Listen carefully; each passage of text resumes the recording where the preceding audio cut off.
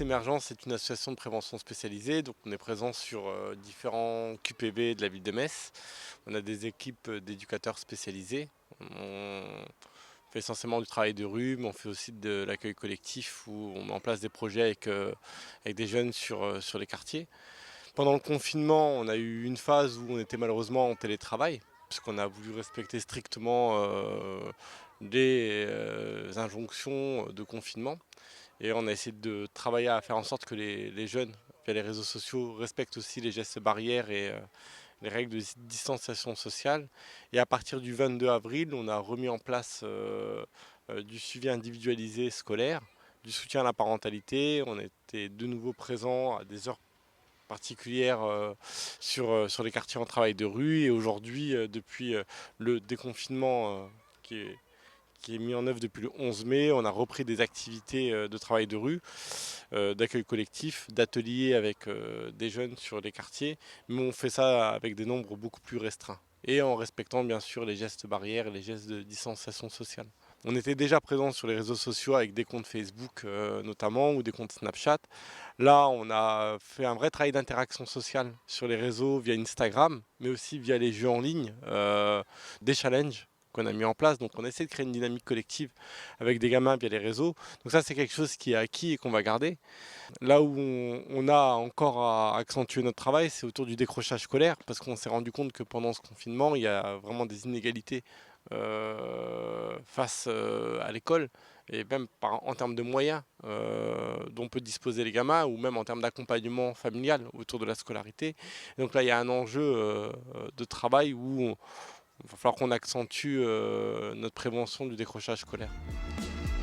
C'est un petit court-métrage bêtisier qui va faire la démonstration de tout ce qu'il ne faut pas faire en fait.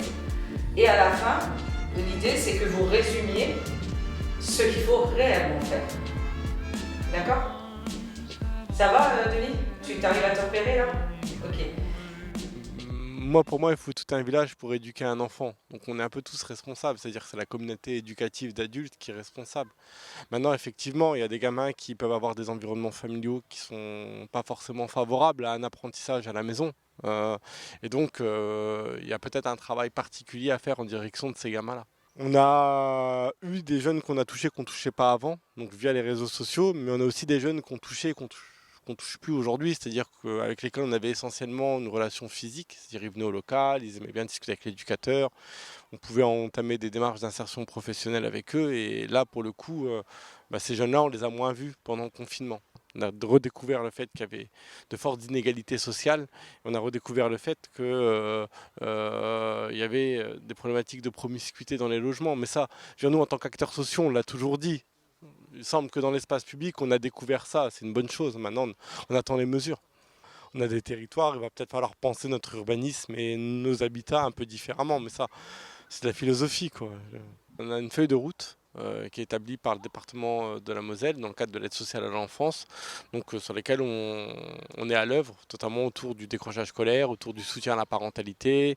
Donc on travaille ces actions-là aujourd'hui, et dans le même temps on a aussi à respecter en tant qu'association, en tant qu'acteur citoyen, les règles et les préconisations qui sont édictées au niveau national par le gouvernement. Donc on fait en sorte que les procédures et les protocoles de travail soient adaptés, et dans le même temps on travaille en fonction de l'orientation qu'on nous a définie à l'échelle départementale.